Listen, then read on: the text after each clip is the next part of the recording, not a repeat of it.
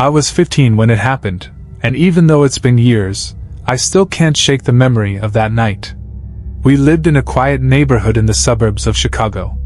The kind of place where people left their porch lights on and kids played until dark.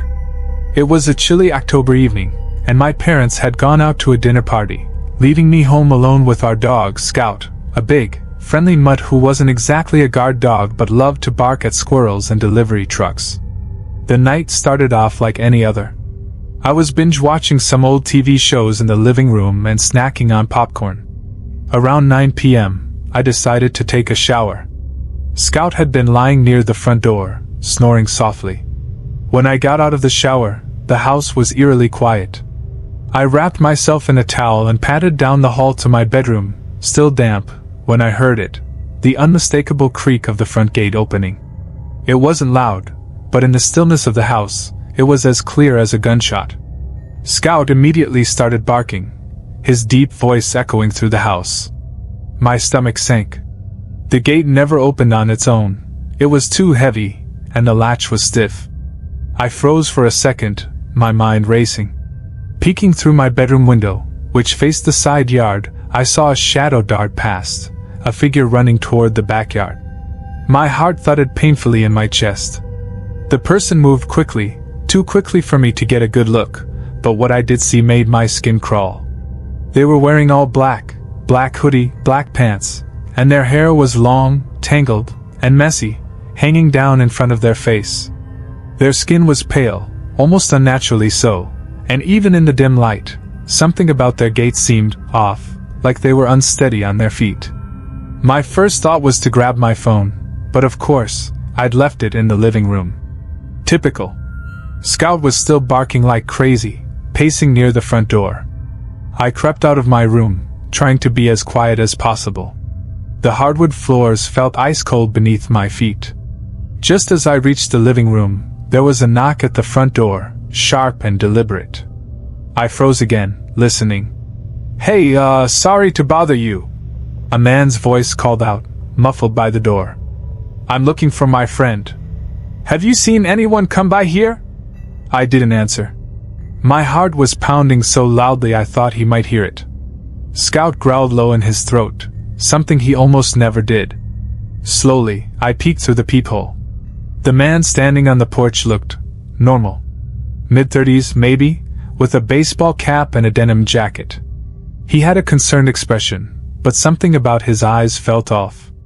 They weren't frantic or panicked, like someone who'd lost their friend. They were too calm, calculating. "I think he might have jumped into your backyard," the man continued. "He's not dangerous or anything. Just not in a good place right now. I'm trying to help him." The words didn't sit right with me. Why was he calling this pale, creepy person his friend, but acting like he was some kind of threat? "I haven't seen anyone," I lied, my voice cracking slightly. "Are you sure?" the man pressed.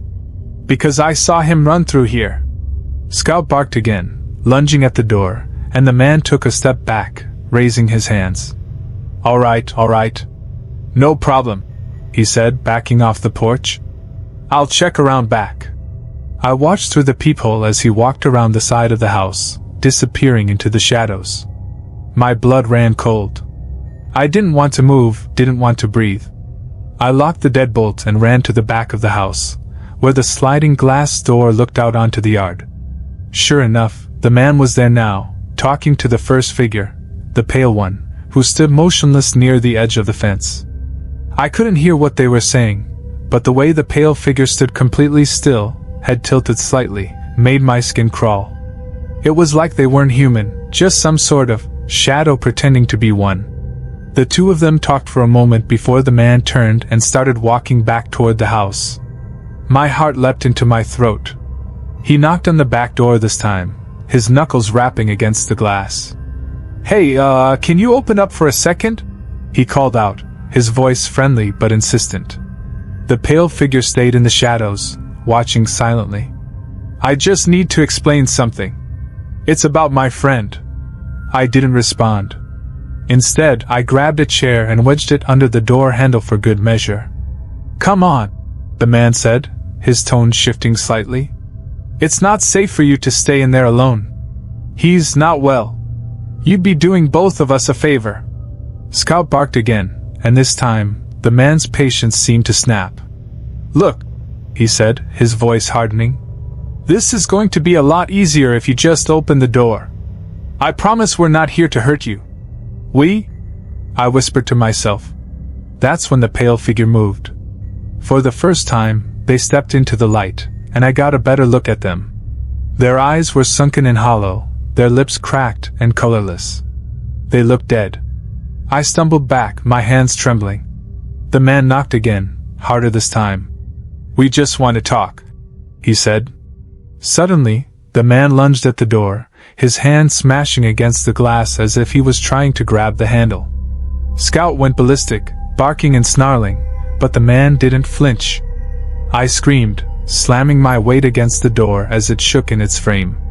Somehow, I managed to push the chair more firmly into place and lock it. "Fine," the man spat, stepping back. "Have it your way." The two of them retreated into the shadows, and for what felt like an eternity, nothing happened. I stayed frozen, clutching a kitchen knife I'd grabbed from the counter. Scout growled low, his ears pinned back. Finally, I worked up the courage to call my parents.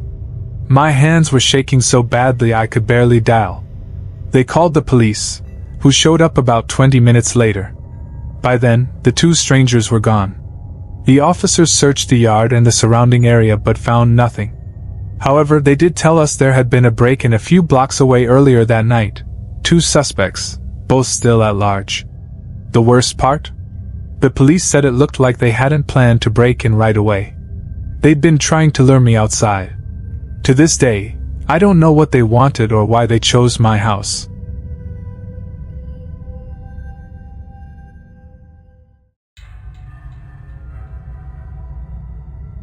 It started out like any other mundane evening, but by the time the sun rose, my life had taken a turn I never expected. It was just me at home. My mom was pulling another long night shift at the hospital, and my 2 older brothers were both away at college. I had the whole house to myself, a luxury, really. So, I decided to make the most of it. I invited a couple of friends over. We drank some beers, watched the Red Sox game, and joked around like we didn't have a care in the world. Around 11:30 p.m., they all headed out through the back door, laughing and stumbling their way into the night. I stood by the door, watching them disappear into the dark. The house was silent when I turned back around, a kind of stillness that feels almost alive. You know the kind, where every creak and groan of the house seems amplified. I went about tidying up, collecting empty beer cans, wiping down the counters, and loading the dishwasher. When I finished, I grabbed the remaining beers and put them in the fridge, pausing to enjoy the quiet satisfaction of a clean space. By midnight I was in bed, scrolling through my phone. It didn't take long before my eyelids grew heavy, and I turned off the light, sinking into the comfort of my bed. That's when I heard it. At first, it was faint, a barely audible creak coming from the stairs. My heart sank a little, but I brushed it off. "Old houses make noises," I told myself. Still, I froze for a moment, listening. Then came another sound, a soft but unmistakable thud. I glanced at my phone, 12:42 a.m. Mom's home early, I thought, relief washing over me. She sometimes came back between shifts to grab something she'd forgotten or take a quick nap. I listened as the footsteps grew louder, more deliberate. They reached the top of the stairs, and I heard the faint, familiar sound of her coughing as she passed my bedroom door. I called out softly, "Mom?" No answer. I heard the bathroom door creak open, then close. The water ran briefly. A few moments later, the footsteps descended the stairs, and I assumed she was heading to the kitchen. And then there was a loud crash. The sound jolted me upright in bed. It wasn't just a small clatter, it was something heavy, something that sounded like it had toppled over. My chest tightened, but I told myself to relax. She probably dropped a pan, I mumbled, grabbing my phone to text her instead of walking downstairs. Hey, can you keep it down? I'm trying to sleep. I hit send and waited for her reply. But instead of the ding of a text notification, I heard something else: footsteps. They were rapid, frantic, and they were coming up the stairs. Before I could react, my bedroom door creaked open, and in the dim light from the hallway, I saw her. Or at least I thought it was her. The figure stood in the doorway, hunched slightly, her silhouette blurred by shadows. "Mom?" I whispered again, my voice trembling. She didn't answer. My phone buzzed in my hand. Startled, I glanced down. It was a text from my mom. "Mom, I'm still at the hospital.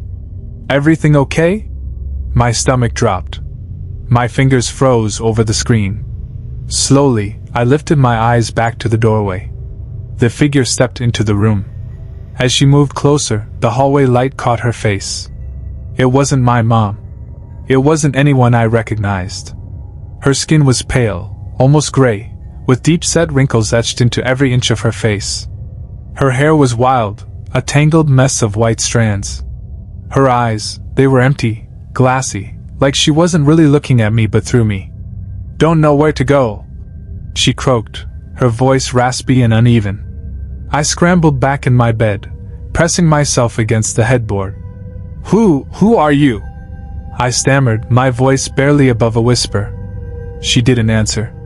Instead, she repeated, "Don't know where to go," over and over, her voice growing more insistent. She took another step toward me, her hand reaching out, thin fingers trembling. "Stay back!" I shouted, finally finding my voice. I fumbled for the lamp on my nightstand, slamming my hand against the switch. The room flooded with light, and I saw her fully for the first time. Her face was gaunt, her cheeks sunken in like she hadn't eaten in days. Her lips were cracked, and her teeth, what was left of them, were yellowed and jagged. She wore a tattered dress, the fabric stained and frayed at the edges. "Stay away from me!" I yelled again, throwing a pillow at her. She didn't flinch. Instead, she lunged toward me. I bolted from the bed, adrenaline taking over. I ran for the door, shoving past her, and slammed it shut behind me. My hands were shaking so badly it took me 3 tries to lock it. I pressed my weight against the door, my heart pounding in my chest. From the other side I heard her. "Don't know where to go," she rasped, her voice muffled now but still chilling. I grabbed my phone and frantically typed a message to my mom. "Me, call the cops. Someone's in the house. Please hurry." Minutes felt like hours as I waited, every sound amplified in the silence. Then I heard it, the wail of sirens in the distance. Relief washed over me as the blue and red lights painted the walls of my room. I stayed pressed against the door until I heard the front door burst open and the heavy boots of police officers on the stairs. When they finally got to me, I unlocked the door and practically fell into their arms, tears streaming down my face. "She's here," I sobbed. "She's in the house." They found her in the hallway, trying to get into another room. She didn't resist when they handcuffed her, but she kept muttering the same thing.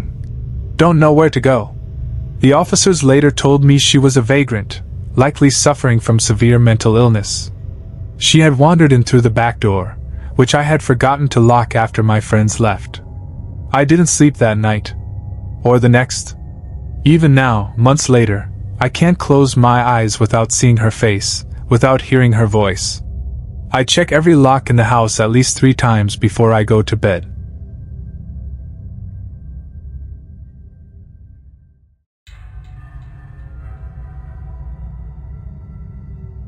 It happened a few years ago, back when I was still living with my family on our farm in rural Colorado.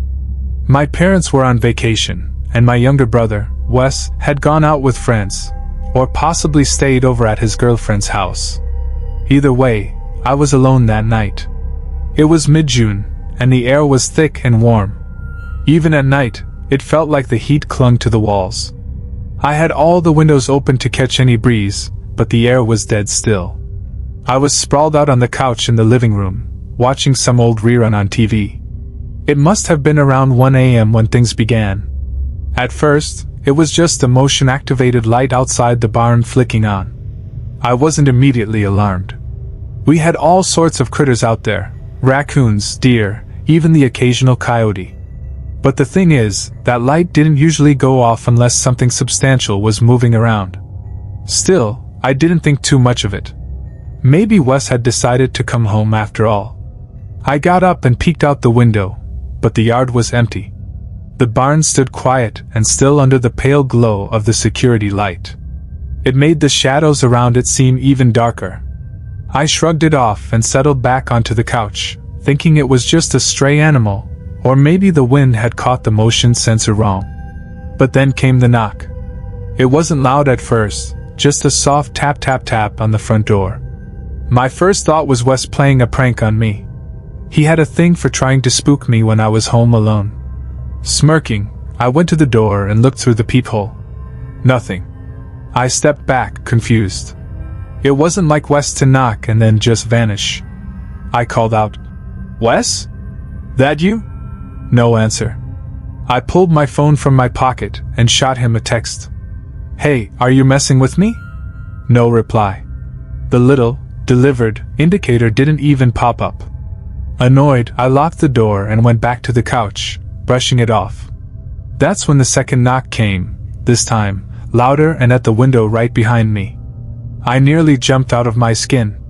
I whipped around, heart pounding, but again, I didn't see anything. Just the faint reflection of myself in the glass. I grabbed the remote and muted the TV, straining to hear anything else. Then I heard them. A voice, no voices. A deep male voice and a high-pitched female voice, speaking at the same time. It wasn't a conversation. It was synchronized, like they were reciting the same line together. "We see you." It sent a jolt of pure terror through me. My body froze, but my mind raced. Who the hell was that? My first instinct was to tell myself it was Wes and his girlfriend playing some stupid joke. But something about the voices was wrong. Too hollow. Too flat. "We see you." The voices came again, but this time from a different window, closer to the kitchen. I bolted up, hard hammering, and ran to the nearest light switch, flooding the room with brightness. I stood there, trying to steady my breathing, gripping the back of a chair for support. It was then that I saw them. Two silhouettes outside the dining room window, barely lit by the porch light. They were standing completely still, shoulder to shoulder. I couldn't make out their faces, just dark shapes against the glass. My stomach twisted. They weren't moving, weren't trying to hide. Just standing there, staring in. I didn't even think. My legs carried me upstairs to my parents' bedroom, where my dad kept his hunting rifle under the bed. I pulled it out, fumbling to load it with shaky hands. Once it was ready, I felt a tiny surge of confidence. Whoever they weren't going to scare me into hiding. I crept back downstairs, rifle in hand, and flipped on the floodlights around the house. The yard lit up, banishing most of the shadows. But the figures were gone. I scanned every window, every corner of the yard, but there was no sign of them. I opened the back door and stepped out, sweeping the rifle from side to side. The night was eerily quiet. Even the crickets had gone silent. I checked the barn, the chicken coop, and the tool shed. Nothing seemed out of place. After what felt like an eternity of searching, I convinced myself they must have run off when they saw the lights come on. Still uneasy, I locked every door and window in the house before heading back to my room. I left the rifle leaning against the nightstand, just in case. By now, it was close to 2 a.m., and I was exhausted. I lay there for what felt like forever, straining to hear anything out of the ordinary. And then it came. A deafening bang on the front door, followed by a scream that made my blood run cold. It wasn't a normal scream. It wasn't even human. It was this guttural, high-pitched wail, mixed with something that sounded almost mechanical. It didn't stop. It just went on, a relentless assault on my ears and sanity. I grabbed the rifle and ran to the living room, adrenaline drowning out my fear. The banging and screaming were so loud, I could feel them vibrating through the floor. Without thinking, I threw open a window and fired a shot into the darkness. The noise stopped instantly. For a moment, there was nothing but the ringing in my ears. Then I heard footsteps, fast, frantic, fading into the distance. I stood there, rifle still raised, until I couldn't hear them anymore. The rest of the night was silent.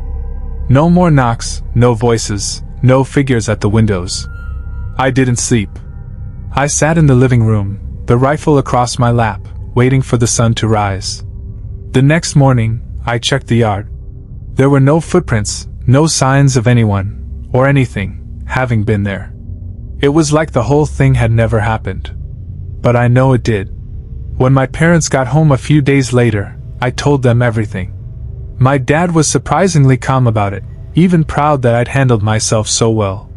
He chalked it up to some drunk teenagers messing around, but I'm not so sure. Wes swore up and down that he hadn't come home that night, and his girlfriend backed him up. Whatever happened out there, it wasn't him. And it wasn't normal. I moved out of that house a year later, and nothing like that has ever happened to me since. But sometimes, late at night, I still think about those voices and the way they said, "We see you." And I wonder if maybe, just maybe, they still do.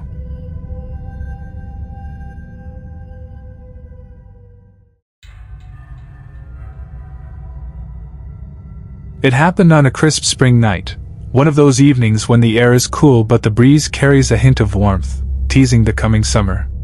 I remember it vividly, every second etched into my mind. It was a Friday, just past midnight, and I was home alone. My parents were out of town for the weekend, visiting some old friends, leaving me to my own devices. I wasn't doing anything special, just FaceTiming my best friend, Serena, and chatting about random things, her upcoming exams, the cute guy she saw at the coffee shop, and the usual gossip. My room was dimly lit, with my bedside lamp casting a soft glow. Outside, the streetlights flickered faintly, painting a shadowy scene of the quiet suburban neighborhood. As we talked, I paced around my room, phone in hand. At one point, I walked past the window, and that's when I saw him. A man. He was standing on the opposite side of the street, perfectly still, illuminated by the dim yellow glow of the street lamp. His face was indistinct, obscured by shadows, but I could tell he was staring directly at my window. My chest tightened as I stopped in my tracks, the phone nearly slipping from my hand. "Serena," I whispered, trying to keep my voice steady. "There's someone outside." "What?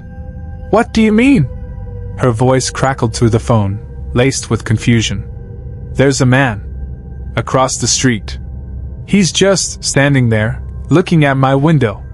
I turned the phone's camera toward the window, hoping Serena could see him too. But when she squinted at the screen, she only shook her head. "I can't see anything, Alice. Are you sure you're not imagining it? Maybe it's just a shadow or something." "No," I said firmly, my voice barely above a whisper. "He's there. I know he's there." My heart pounded as I tried to focus on the man's figure. He didn't move, didn't flinch, just stood there like some statue placed for my discomfort. I felt an icy shiver run down my spine. "Call your mom," Serena suggested. "Maybe she'll know what to do." Reluctantly, I ended the call and dialed my mom. Her voice was groggy but immediately concerned when I explained the situation. "Turn off your lights," she instructed. "Close the curtains and ignore him. He's probably just some weirdo trying to scare people. If he doesn't come onto the property, there's not much to worry about." Her words were meant to reassure me, but they didn't.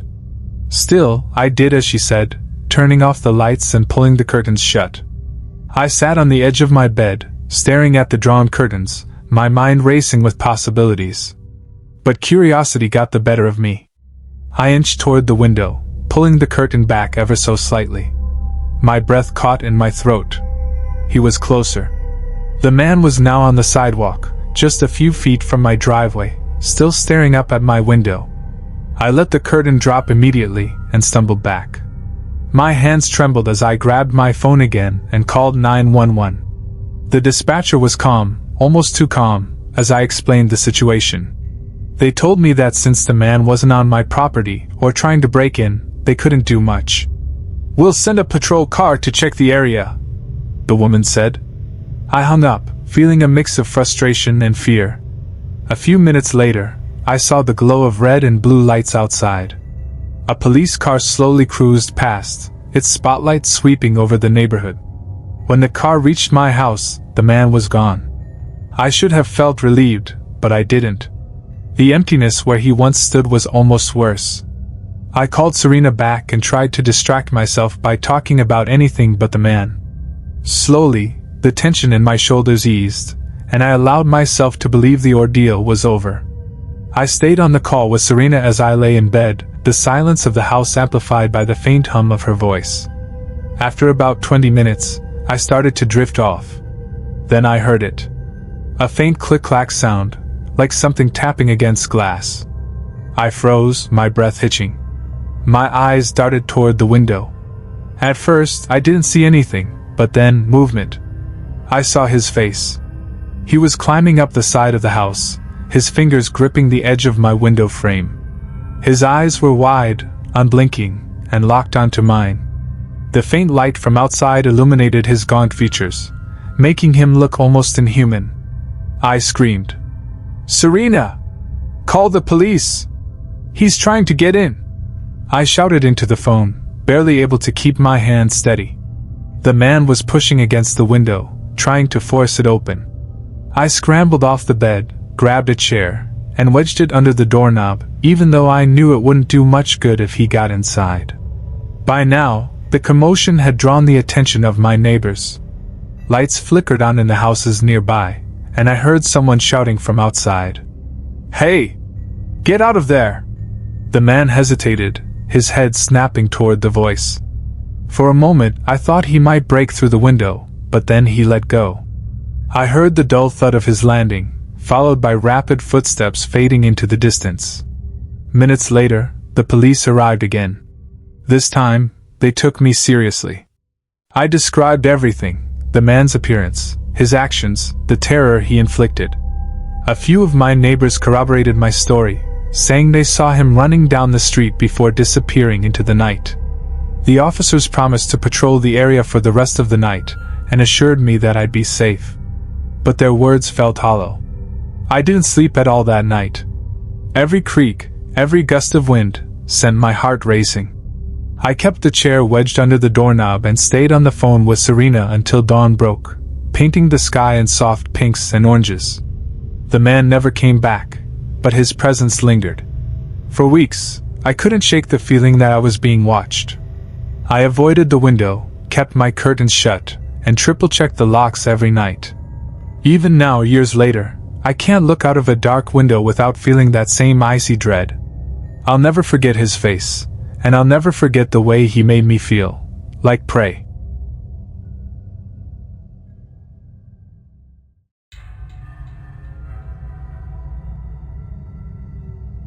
My name is Grace, a first-year student at a small college in Delaware. I wasn't always the social type, and I still have trouble fitting in. This school, with its ivy-covered buildings and quiet corners, seemed like the perfect place for me to quietly work through my classes and avoid too much attention. I had my routine: study, eat, attend classes, and retreat to my dorm room afterward. But that was before everything changed, before I met him. It was the beginning of October, just a couple of weeks after classes had started. I was in my usual spot in the basement classroom, a small, windowless room where I could get lost in my assignments without distraction. I was sitting alone at the back of the room, as usual, with my textbook open and the flickering light above casting an eerie glow on the pages. It wasn't too late, maybe 7:30, but it already felt like the world outside had fallen into darkness. The class had ended, and the next one wouldn't start until 9 p.m., so I decided to stay a little longer and catch up on some reading. The building was almost deserted at this hour, and the quiet was oddly comforting. The hum of the fluorescent lights above was the only sound besides the occasional shuffle of paper or the soft tap of my pen on the desk. That's when he walked in. He was a guy I'd never seen before, dressed in a hoodie that looked several sizes too big for him, the hood pulled low over his face. His jeans were torn at the knees, and he had the kind of tired, scruffy look that made me uncomfortable from the moment I saw him. The classroom still had plenty of empty desks, but instead of sitting further away, He chose the seat right next to me, like it was the most natural thing in the world. I felt a small knot tighten in my stomach, but I told myself it was nothing. Maybe he was just shy, like me. Still, there was something off about him that I couldn't place. He didn't open any books or seem to pay attention to the lesson. Instead, he just sat there, occasionally glancing over at me in a way that made my skin crawl. Minutes passed in silence, and I tried to focus on my work, but his presence was like a weight on my shoulders. I could feel his eyes on me, even though I pretended not to notice. At one point I looked up, and he was staring right at me. Not a casual glance, but a stare, unblinking, unyielding. It wasn't like he was looking at me, more like he was looking through me. "Do you always study this late?" he asked suddenly, his voice raspy, as though he hadn't spoken in days. I flinched, surprised by the question. It wasn't normal for people to talk to me, and certainly not for strangers. I nodded stiffly, trying to keep my response brief. "Yeah, I guess. It's quieter here at night." He didn't say anything else, but I could feel his eyes on me, even as I tried to return my focus to my book. My discomfort grew as the silence stretched, and I could hear the faint echo of his breathing, like he was waiting for me to say something else. Finally, I couldn't take it anymore. I grabbed my bag and quickly left the classroom, hurrying down the narrow hallway toward the exit. As I pushed open the door, I glanced over my shoulder. He was still sitting there, but his head was tilted unnaturally to one side, almost as if he was studying me, watching me leave. Outside, the night air hit me with a sharp chill, and I made my way toward the student center. I needed a change of scenery, something to calm my nerves. I found a bench near a row of bushes that overlooked the parking lot. The area was isolated, peaceful even, but as I sat there, I couldn't shake the feeling that I wasn't alone. It wasn't long before I saw him again. He was standing just between two large bushes, barely visible in the shadows, like he was hiding. I tried to ignore him, hoping he was just another student passing through. But then I saw him step out from the darkness, slowly, as if he was deliberately drawing closer. My heart skipped a beat. "Hey," he called out in a low voice, and I froze, too scared to move. "Mind if I join you?" I didn't answer. I couldn't. Instead, I turned my head and stared straight ahead, hoping he would take the hint and leave. But he didn't. He walked up to me, sitting down uncomfortably close, too close. My entire body stiffened. I could smell him now, something musty and sour, like old sweat and something else I couldn't place. "I'm Michael," he said, his voice almost a whisper. "You live around here?" I didn't answer. The question felt invasive, but I didn't know what to say. I wasn't prepared for this. "Your Grace, right?" he continued, ignoring my silence. "I saw you in class earlier. You always study alone." A shiver ran down my spine as I realized that he knew my name. "How do you know that?" I managed to ask, my voice barely above a whisper. He smiled, but it didn't reach his eyes. "I know a lot of things." I stood up abruptly, my heart racing. "I need to go," I said, my voice shaky. But as I turned to walk away, I heard his footsteps behind me. He was following me. Wait, he called after me. "Where do you live? I want to know where you're going." I didn't stop. I didn't even look back. The fear surging in my chest made my legs move faster, but it wasn't enough. He was still behind me, his footsteps growing louder, quicker, like he was right on my heels. My phone buzzed in my pocket. I pulled it out, my hands trembling as I saw a message from an unknown number. "I know where you live. You can't run away from me." I nearly dropped my phone in shock. I couldn't breathe. I didn't know what to do. My instincts screamed at me to get out of there, to just leave, but I knew he was still following me. So I kept walking as fast as I could, until I finally reached my car and drove home, my hands gripping the steering wheel so tightly that my knuckles turned white. When I got back to my apartment, I thought I could finally breathe easy. But that night, as I was sitting in my room trying to calm down, the door to my apartment rattled. Then, There was a knock at the window. A voice came from outside. "Grace, let me in. I just want to talk." I froze, terror flooding my veins. I knew that voice. It was him. Michael. I didn't know how he found my apartment, but there he was. I grabbed my phone and dialed 911. I'm being harassed," I stammered to the operator. Please help me." The voice outside stopped, but the knocking continued. Then, there was silence. The operator assured me they were sending someone right away. But before the police could arrive, the man was gone. The police came and checked the area, but they didn't find any signs of forced entry. They told me there was no immediate threat and that I should stay alert, but they couldn't do much without more evidence. The next morning, I woke up to a new set of messages. Again, from the same number.